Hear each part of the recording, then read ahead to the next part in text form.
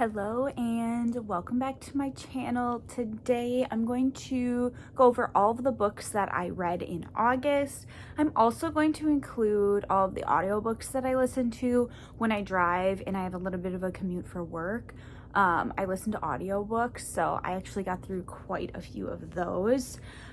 So here is the stack of physical books. I have 4 physical books here, and then I also keep track of all of my books that I've read over the whole year in my bullet journal, and this is just a fun way for me to keep track of how many books I read each year. So if I go through this and count quick, I also listened to, I didn't color that one in, 5 audiobooks. So in total, I got through 9 books, and I'll just talk a little bit about those. So the first book that I finished in the month of August was The Vanishing Half by Britt Bennett. This book was so interesting. It was one that didn't take me very long to read. I sat outside in my hammock, and the storyline, I never knew what was going to happen next. I could not figure out the ending before I got there. I would definitely recommend reading this. It was worth the read, and it was definitely like an interwoven family story and just very interesting on like cultural and race dynamics. So I would definitely recommend reading this. I would give it probably 4 stars, 4.5 stars. It was engaging. It held my attention. It's just it just has not hit my 5-star rating. I have very few 5-star books, and I might do a video on my 5-star books. So that was the first one I finished in August. I can't exactly remember the order that I read all of these in, but I think the next physical book that I read was this one, Heartland After the Storm. This is a children's book that I was gifted, and it is one that was just sitting on my TBR shelf, and I thought I could use a really quick read. I was doing a lot of audiobooks at the time, and I had a lot going on for work that week. So this one actually took me a couple days to read just because I was so busy, but it was a really cute children's book. Definitely a book that I would hand a kid maybe 2nd through 4th grade-ish reading. So very good book. I don't know if I can rate a children's book, maybe a 3. I don't know if I would rate it much higher than that because it's a children's book, but there's that one. The next physical book that I read, I think it was this one. I think it was I Am Malala. And this was on my books that I still wanted to read in August. I actually got 2 of those books done, and I got halfway through another one. So I think I will roll those over to my September TBR, or pick my September reads. So I'm still kind of working on that idea, so any suggestions on that would be helpful. But I Am Malala, it was actually a super fast read. It read really smoothly, like very story-like. So interesting. I would probably give this a 4 stars as well. I really enjoyed this book, and it took me, I think, 2 days to finish it. So that was awesome. And then the last physical book that I read was The Spanish Love Deception. This is a book that I borrowed from my sister. It is a romance. I would give this probably maybe 3.75 stars because I really liked the beginning half of the book, and there were some parts towards the end that were just kind of a little draggy. So there was a little bit parts in there, but overall, this took me about a day to read. Well, I started it at kind of late at night, so it took me 2 days to read, I guess. But a really fast read, engaging, gave you the feels, so that one was also enjoyable read. I haven't had a terrible read in a while, but there is one that I will talk about in the audiobooks that I disliked. So might as well start with that one. That audiobook was called Dagger's Sleep. I cannot remember the author of my audiobooks, so I will maybe write that down for next time. That book I would give 1 star. It is supposed to be like a retelling of Sleeping Beauty from like a different perspective with different characters and all of that. I really wanted kind of a lighthearted audiobook to listen to because I was reading some more dense nonfiction, so I just wanted something like light and fun, and I just was hoping that that would be that book. I just kind of searched modern fairy tale retellings, because there's a different series that I will talk about in a minute that does modern fairy tale retellings that I enjoyed, and I've almost listened to all of those books.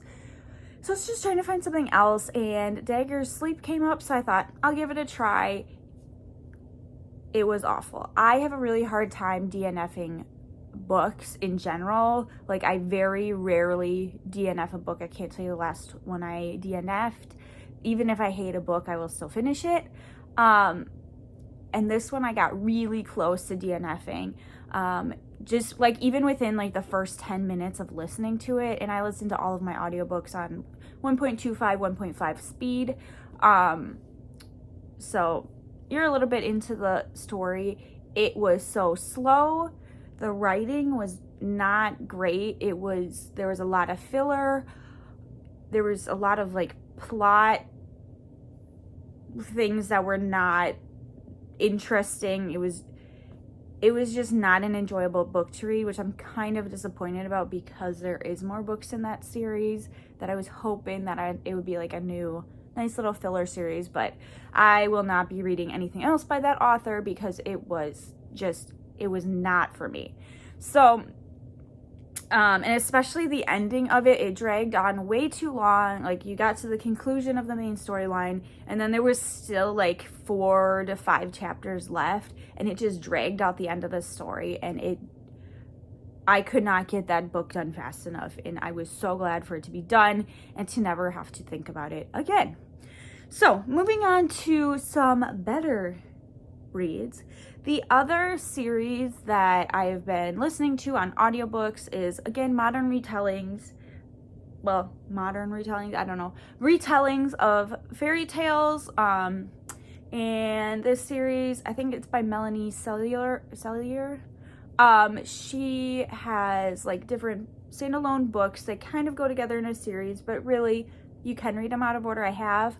And it follows like a different fairy tale retelling from the perspective of a princess that exists in this universe. And so I finished 3 of her audiobooks, this past month. They're pretty short. They're about 8 hours worth of audiobook if you listen to it on 1 speed. But the first one was The Princess Search, which was,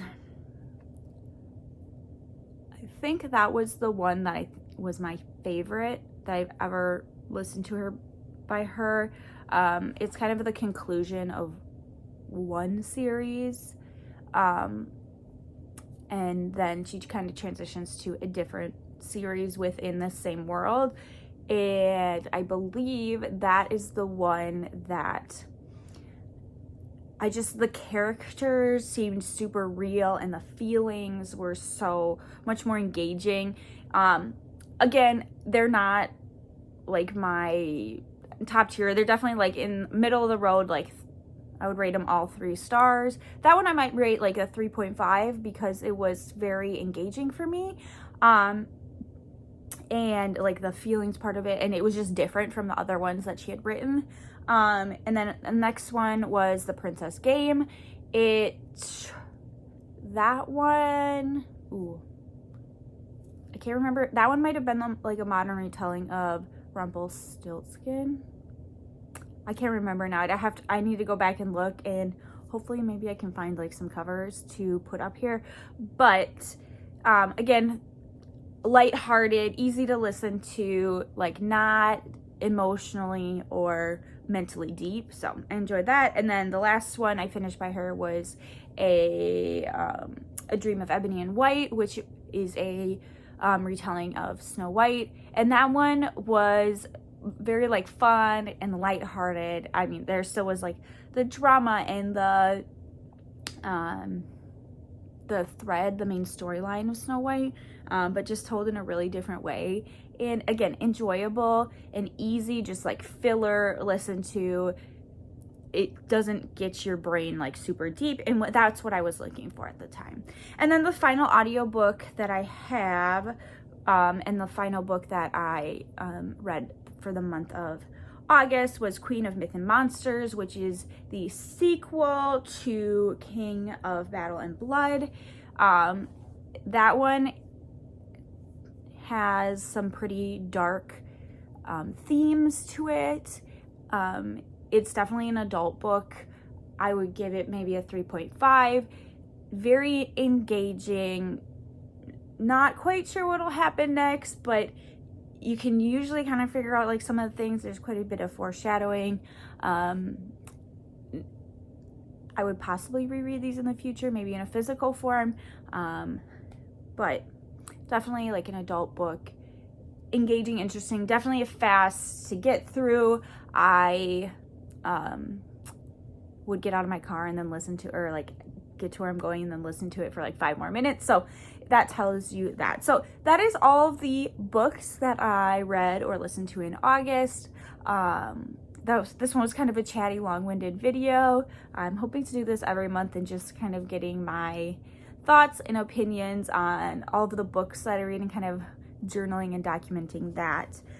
So I still have to color in this one. Where is it? Oh, over here. I still have to color in this one, and then I'm going to pick my September color. And one of my goals for September is to really tackle this. So I need to come up with some prompts, maybe to pick what books I want to read in September, and that is all. So thank you so much for watching all the books I read in August, and I will see you next time. Bye.